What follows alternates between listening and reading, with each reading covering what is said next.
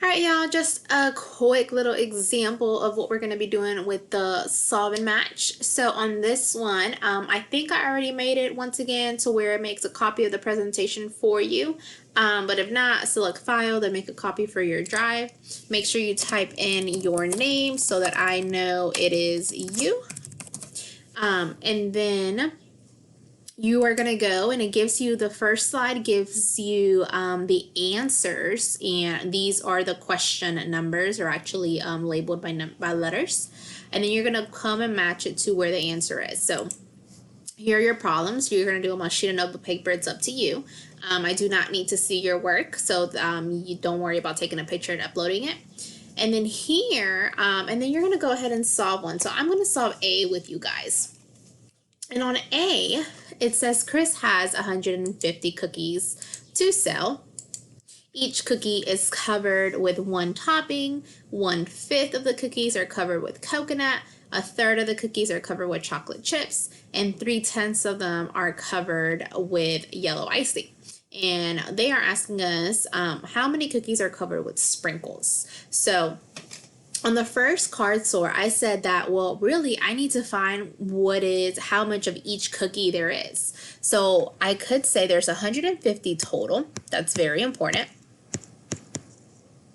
And then I can say, okay, well, what is 1/5 of 150? And that's the same thing as multiplication.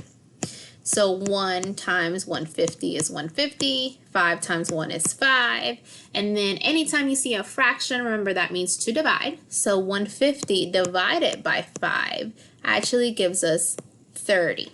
So 30 of the cookies are covered with coconut, so this is 30. Now it says 1/3 of the cookies are covered with chocolate chips. So kind of the same thing, 1/3 of 150. And I'm putting the 150 over 1 because it'll be the same thing. It's a whole number. So 1 times 150, once again, is 150. 3 times 1 is 3. Same thing, it's a fraction, so we're going to divide. 150 divided by 3 gives us 50. So there are 50 of them are covered with chocolate chips. And then the next one that we know is 3/10. 3/10 of them are covered with the yellow icing. So 3/10 of 150 over 1. This time I don't have 1 on my numerator side, so I'm going to do 3 times 150, which gives me 450. 10 times 1 is 10, and then same thing, I'm going to do 450 divided by 10, which gives me 45.